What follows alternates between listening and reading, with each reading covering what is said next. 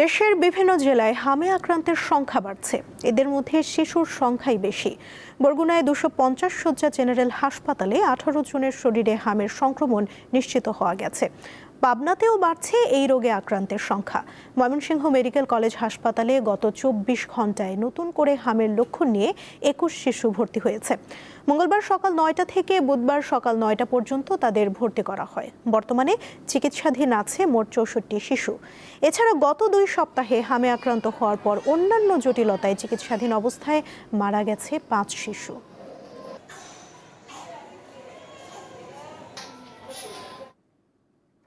হাম আক্রান্ত বিষয়ে আরও খবর জানাতে রাজশাহী থেকে যুক্ত আছেন সহকর্মী ইউসুফ আদনান।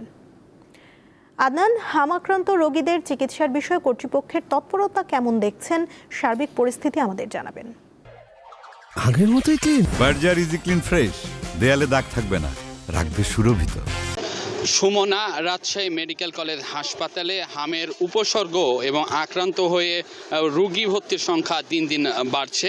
গত 24 ঘন্টায় রাজশাহী মেডিকেল কলেজ হাসপাতালে হামের উপসর্গ নিয়ে একজন মৃত্যুবরণ করেছে। এ বিষয়ে আমি কিছুক্ষণ আগে কথা বলেছি রাজশাহী মেডিকেল কলেজ হাসপাতালের মুখপাত্র এবং IMO in charge doctor Shankar Kumar বিশ্বাসের সঙ্গে। তিনি আমাকে জানিয়েছেন গত 24 ঘন্টায় হামের উপসর্গ নিয়ে একজন রোগী মৃত্যুবরণ করেছেন এবং নতুন করে মোট 22 জন রোগী হামের উপসর্গ নিয়ে ভর্তি হয়েছেন এবং এখন পর্যন্ত রাজশাহী মেডিকেল কলেজ হাসপাতালে 117 জন রোগী হামে আক্রান্ত হয়ে চিকিৎসা নিচ্ছেন এবং এই হাসপাতালে এখন পর্যন্ত 4 জন রোগী হামের উপসর্গ নিয়ে মৃত্যুবরণ করেছেন।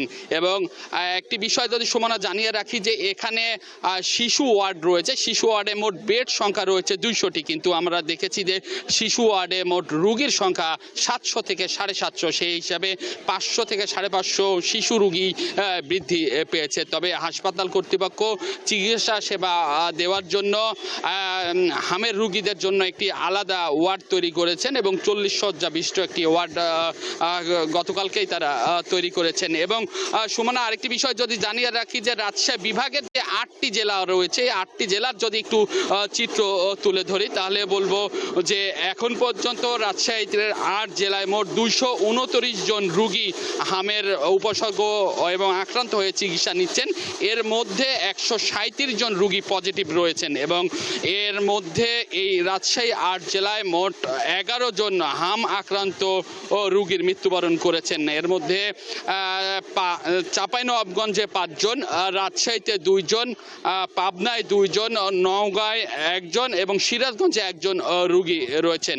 আসলে এই ছিল আমার কাছে রাজশাহী থেকে হামের সর্বশেষ খবর।